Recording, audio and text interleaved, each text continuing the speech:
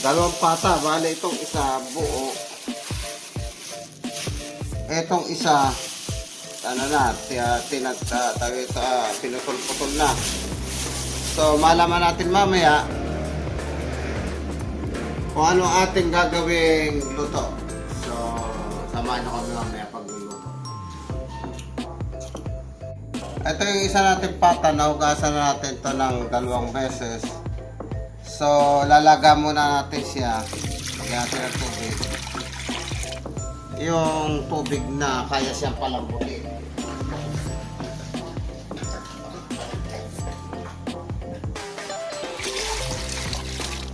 Yan.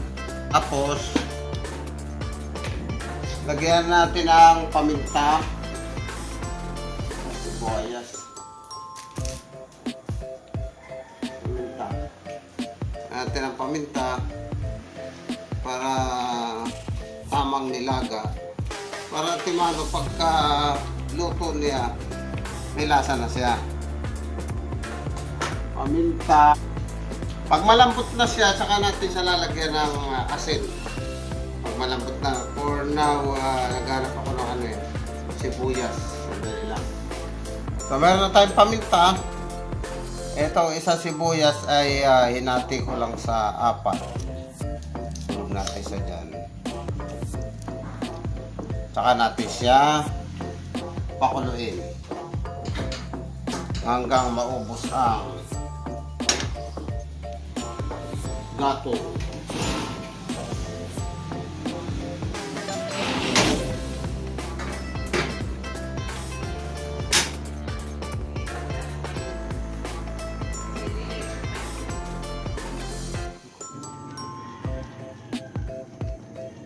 So, pwede na natin siya lagyan ng asin. Isa, dalawa, tatlo, 4. Okay na. Kaya natin siya lumambot, saka natin siya patuyuin. Atin testingin po kung malambot na yung after 1 hour. Nakaw. Para yatang may problema. Parang ilang taon na itong baboy na nakuha natin, itong pata, di ba? Okay, ito maganda ito pagka ito yung napalambot natin. Tapos ating crispy pata. Mas malutong yan. So ito yung isang pata na binili namin, pinatadtad namin to. So pakukuluan natin ito doon sa pinagpakuluan ng pata na una na buo. Kasi sayang yung lasa na doon. So hati natin siya sa 2 pagka lambot niya, isang panlaga at isang pang paksiw. Kasi ang pinagkaiba lang naman ng 2 sa Ricardo, yung gulay sa nilaga at yung bawang sa paksiw. So hangoy muna natin yung ating nailalagang buong pata. So ito po yung ating pata na gagawing crispy mamaya. So makita nyo yung balat niya ay nagputok-putok na. Yan po yung indication na yung loob niya ay luto na. Yung iba kasi kung magluto ng crispy pata at ang kanilang balat ay buo, pero yung laman noon pag pinigtas mo, kumurot ka ng laman, hindi siya basta ihiwalay sa buto. Ibig sabihin mahirap tanggalin. So ito mamaya malaman natin, ipi-freezer pa kasi ito. So ito namang nasa kabila, ito yung ating isasalang na bago doon sa pinagpakuluan natin at ating hahatiin pagkalambot. So ating isalang pera talsik. Okay. So itong ating pinagpakuluan, dadagdagan lang natin siya ng tubig mamaya. Ito mga kahirit, nilagay ko muna siya sa plastic kasi ilalagay yan sa rep. Pero yung sinasabi ko sa inyo kanina, Nakita nyo yung laman ng ating pata, nakahiwalay na siya sa buto. Yan. Ay, napapansin nyo, nakahiwalay na siya sa buto. Lalo na kapag yan ay naiprito na. Hihiwalay lalo't galing siya manggagaling siya sa freezer. So, dapat naka-frozen siya pag ipiprito na. Balikan natin yung nilaga. Ito, nakakaisang oras na tayo dito sa ating hatiin mamaya. Ito yung isang pata na tad-tad. Medyo ano pa ito, lumalaban-laban pa. Hindi pa siya ganun kalambot. Malambot na siya, kaya lang hindi masarap sa pata yung hindi talaga malambot. Maganda yung malambot na malambot. Balikan natin siya after another 1 hour. So ito mga kahirit, malambot na yung ating pata na tinatad. Sasali natin dito yung para sa nilaga, which is ulam namin ngayong tanghali. Yung may iwan dito, yun yung para sa pinaksiw or sa paksiw na pata. So, hatiin na natin. Natural, pag hatiin nyo, may part na dapat parehas yung inyong laman, parehas na may taba, kasi yun yung paborito ng mga tao sa mundo. So, natin siya ng taba.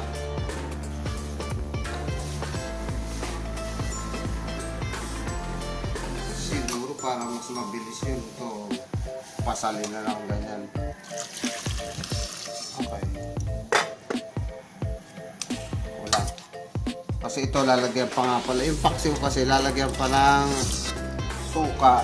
So, konti lang yung ating ilalagay sa nilaga.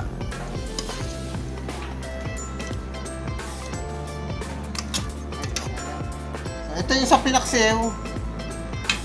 Ito yung sa nilaga. Bakit ko konti ang sinilaga? Una-una, may gulay yan. Samantala ito, ang ilalagay lang dito ay suka, asin, asukal at paminta. Pwede natin nagdagdagan ng sibuyas pamparehas para mas lumasa siya.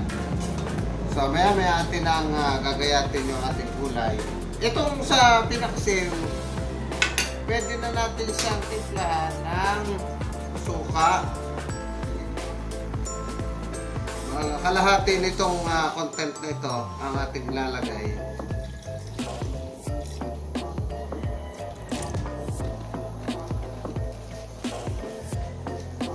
Nagkataon wala kaming Mang Tomas na sarsa. Yun ang masarap po. Konti lang sa sabaw niya, pero yun ang masarap. So, yun nga na. So, lagyan na natin siya ng paminta, uli, sibuyas, meron na. Parehas natin lalagyan kasi isa naman yung ating pagkakaiba lang yan sa nilaga, may gulay. Samantalang dito sa isa, ang ilalagay natin ay bawang. So itong sa pinaksiw, lagyan na natin ng asukal. Sa 2, 3, 4, 5, 6. Yung 6 na yon ay tinuos ko lang para kasi 5 kami. So isang kutsara sa amin na isa, siguro naman sa isang araw ay kasi para sa isang tao sa yung allocation ng sugar sa katawan. Kung siguro ito yung puti, masama yun kasi ito naman ay segunda. So, pagkatapos ng asukal, lagyan na natin ng bawang, 1, 2, 3, 4, 5, 6, 7, 8 ulo ng bawang na pinitpit na, lagyan na natin.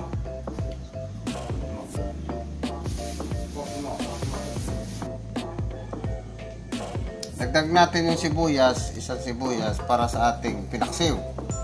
Tapos, dagdagan natin ng 1 kutsarang asin o 1 isa't kalahating kutsara para lumaban dun sa tamis.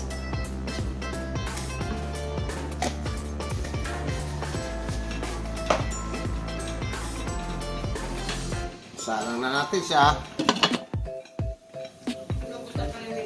Ito. Lagyan natin yung sibuyas na karagdaga para sa nilaga.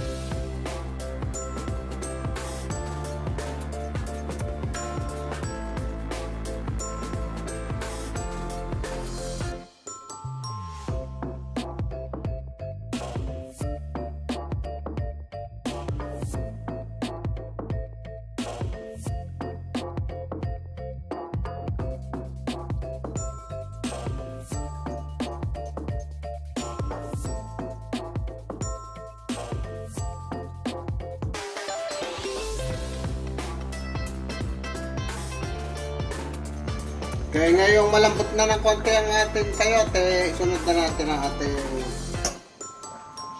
pechay bagyo. Tataka kung bakit ito tinawag na pechay bagyo. Paano kung ito galing sa sagada? Ay di pechay sagada yan. So, simmer lang natin siya na ilang minuto. Yari na ang ating nilagang pata. So, huwag niyong dadamihan ng sabaw kasi mas masarap ang konti lang ang sabaw. Takpan natin siya 5 minutes. Luto na yan. Luto na po ang ating nilaga. Ayan, hindi na nakita sa camera kasi nga gawa nung nausukan. Yan ang ating nilagang pata.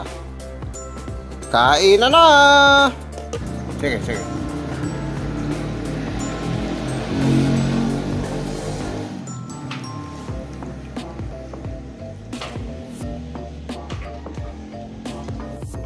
So, ito naman po yung ating paksiw na pata. Alahati ng ating nilaga. So, ang kulang na lang dyan ay pampalapot. Okay mga kahirit, ito na po yung ating paksiw. Patang paksiw. Pangalawa sa ating luto o putahe ng pata. Ito na po ang ating paksiw na pata. Ito. Kain na tayo. Tingnan natin kung talaga malambot.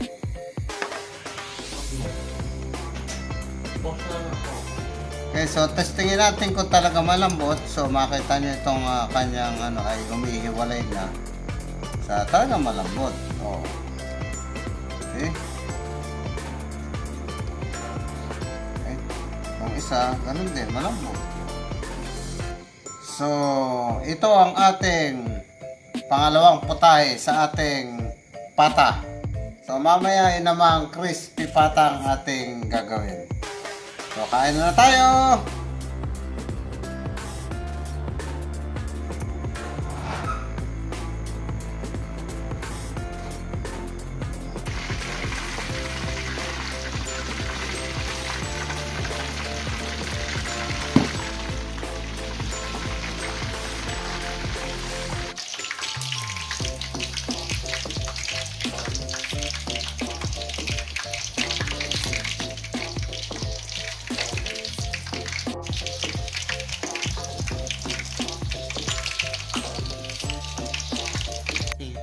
Ito na po ang ating crispy pata. Mamaya titikman natin ang Lagi lang tatandaan, there is no all-in-one book. Matutong magtanong, matutong mag-usisa, matutong manood at makinig dahil hindi lahat ay nakikita sa libro. Magandang gabi, Merry Christmas!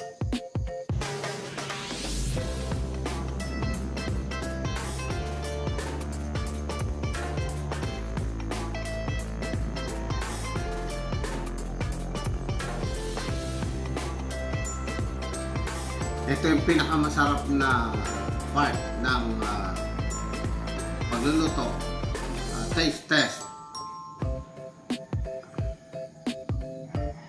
Anong ating kurutin dito? Ay, narinig na po yung putok ng